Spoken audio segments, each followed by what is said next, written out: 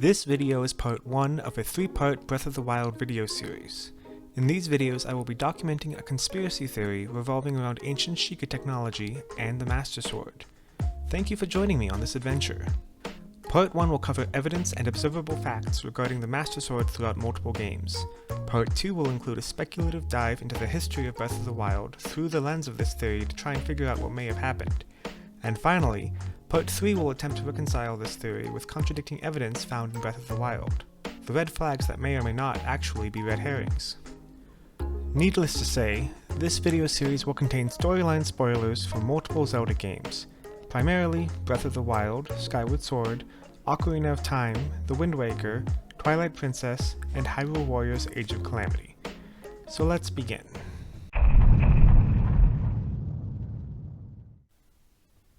This is the Master Sword, the blade of evil's bane, the sword that seals the darkness.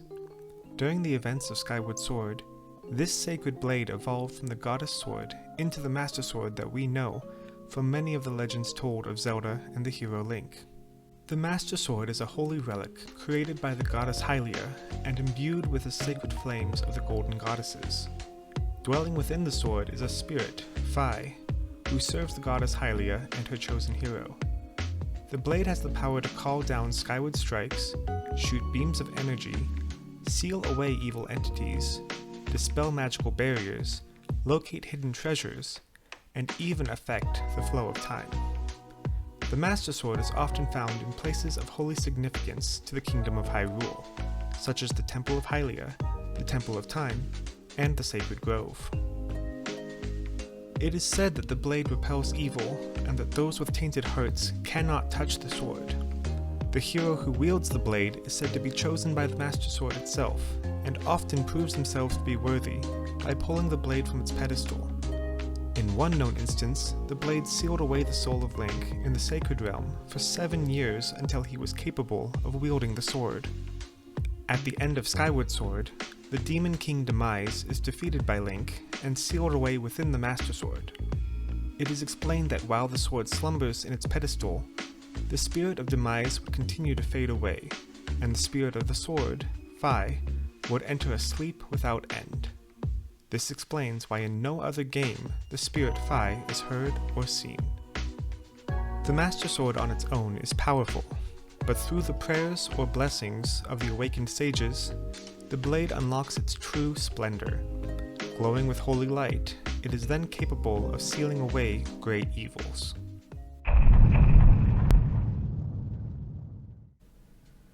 In Breath of the Wild, there are a few aspects of the Master Sword that don't line up with the prior games and previously established lore regarding the Sacred Blade.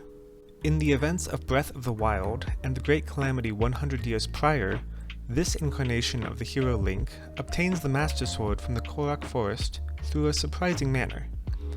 Though it is unclear what exactly happened 100 years ago in the original timeline, during the events of Breath of the Wild, the sword drains the life force of the hero, enough to kill him if he hasn't collected enough heart containers. This is explained to be because the sword cannot be wielded by one who is weak. No other instance of the Master Sword has had a heart container requirement or drained the health of the hero.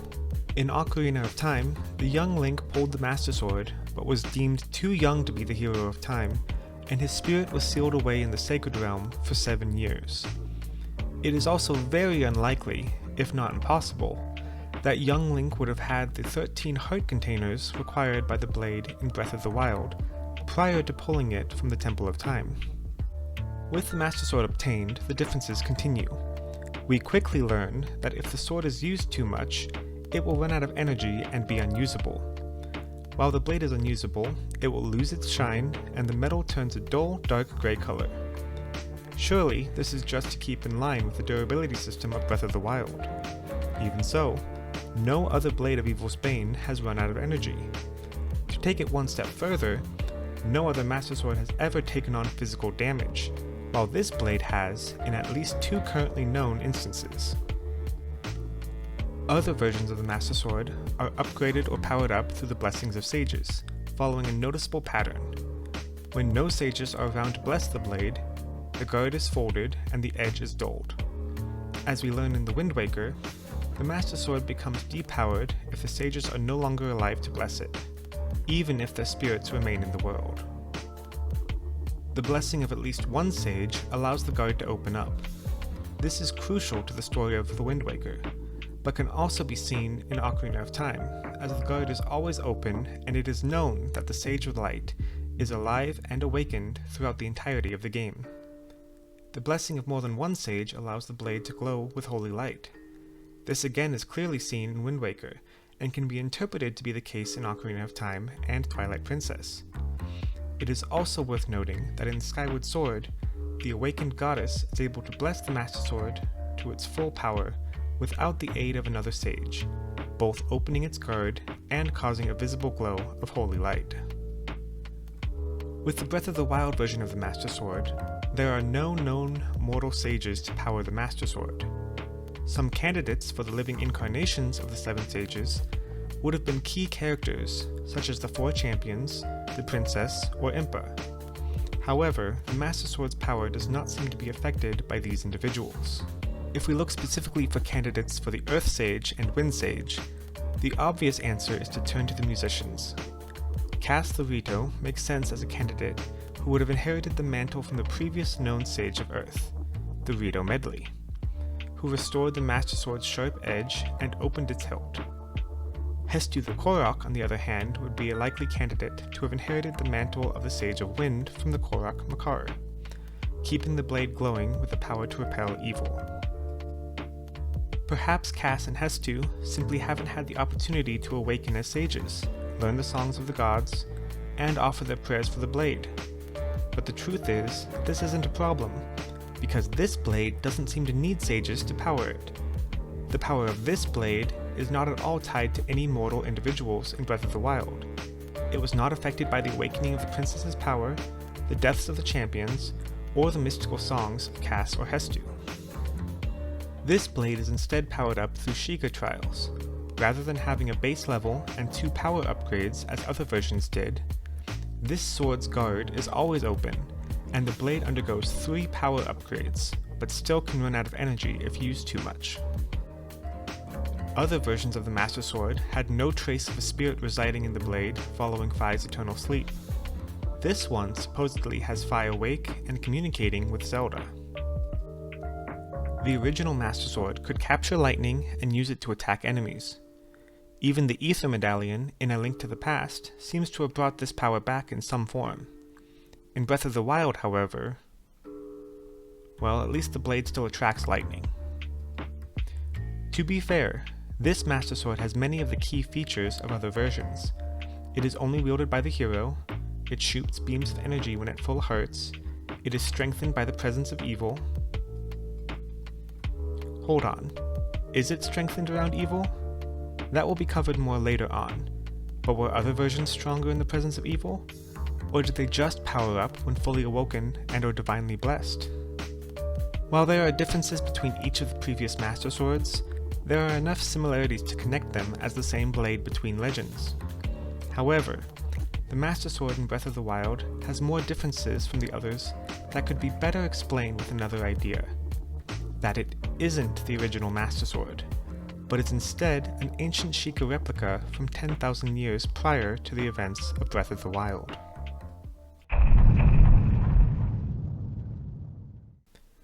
Before I start in with the evidence that this sword is Ancient Sheikah technology from 10,000 years ago, let me clarify that the original Master Sword was also ancient technology. The Goddess Sword was forged with both ancient technology and divine magic. Fi is evidence of ancient tech in that she is a robotic AI interface. It is also known that the Sheikah served the goddess Hylia well before the events of Skyward Sword. The younger Impa is shown to use Sheikah magic closely resembling the same rune magic accessed through the ancient technology of Breath of the Wild. In short, the idea of the Master Sword being ancient Sheikah technology should not be hard to grasp. Now that that is out of the way, let me explain how this sword is likely a different instance of ancient technology, a replica of the true sword. Let's start with the replica idea. There is proof in Breath of the Wild of attempts to replicate the Master Sword using ancient technology. The description of the Royal Guard sword explains that it was a Sheikah-made replica of the sword that seals the darkness.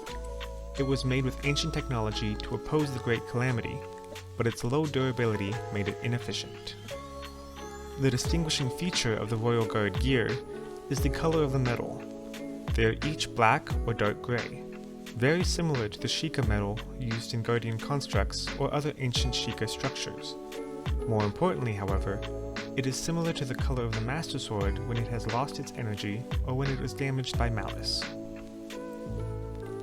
As I mentioned earlier, this version of the Master Sword unlocks its true splendor not by the blessings of holy beings, but by completing Sheikah-created trials.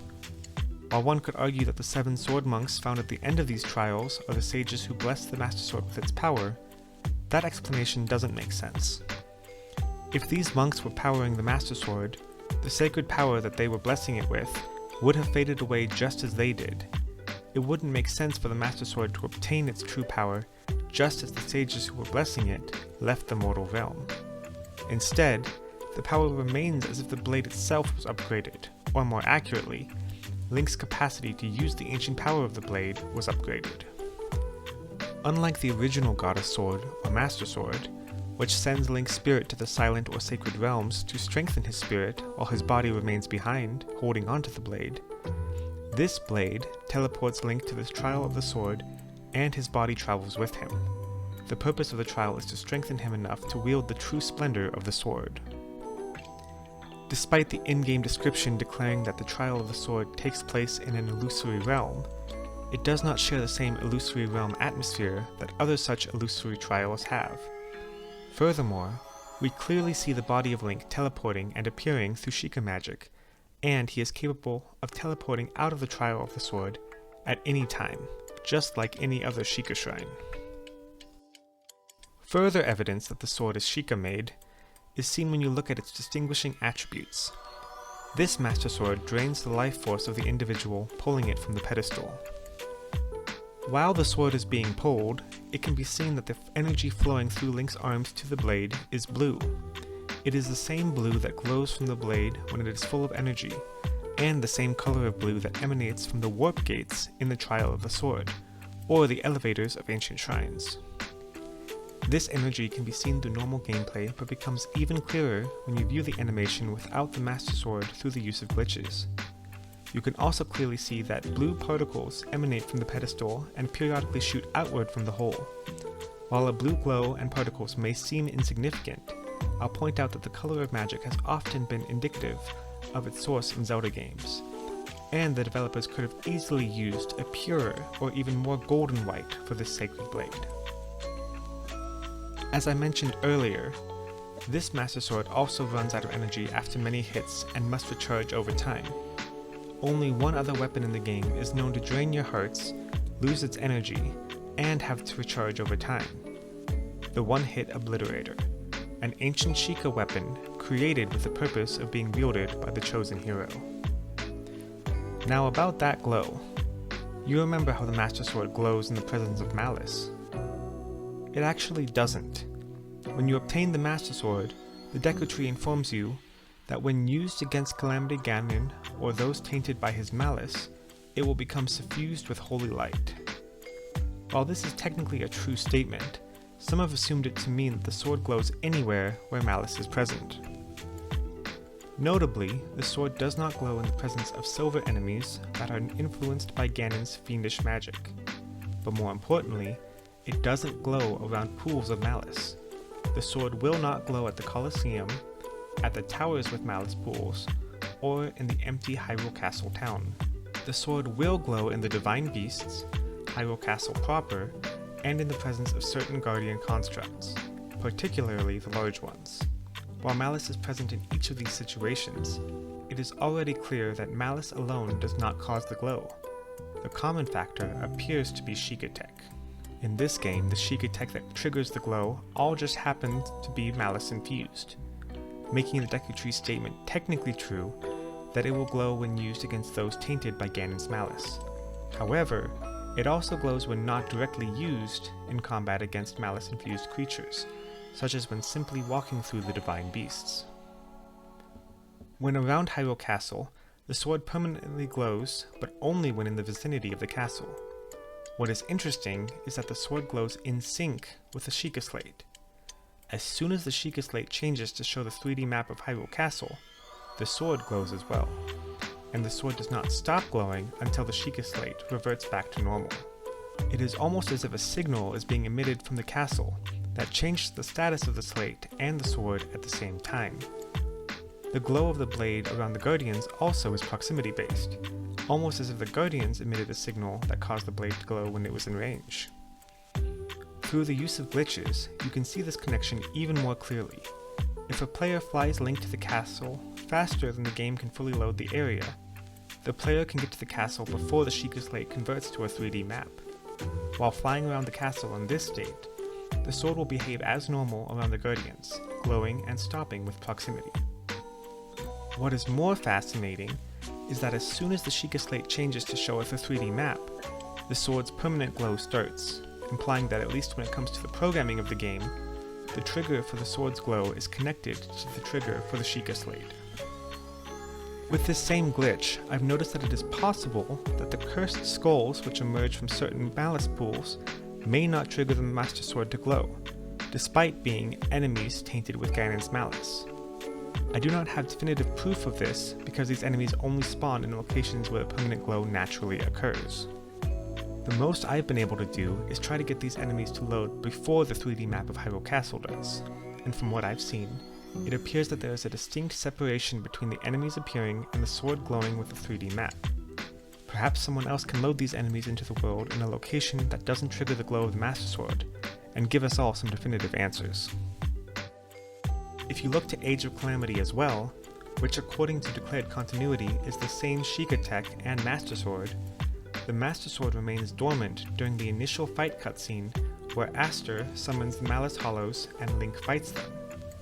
It is even dormant when Link falls at the base of its pedestal. Only when Aster directs the Hollows to kill the princess, and they lunge towards her and Terrako, does the sword start to glow. Terrako, the diminutive guardian, self-insisted protector of the princess, known in other instances to trigger strange Sheikah tech reactions, such as the Sheikah slate waking up, the central tower appearing, and the summoning of the champions through time, was standing between the princess and certain death, when the sword awoke and repelled the evil of the Hollows. In the second-to-last memory of Breath of the Wild, Zelda's Awakening, when the Master Sword is damaged, the power to repel evil appears to have failed. Despite the many guardians surrounding the blade, no glow occurs to power the blade. Creating a champion explains that the rust on the Master Sword is actually malice, and if malice caused the glow, why would the blade not be glowing?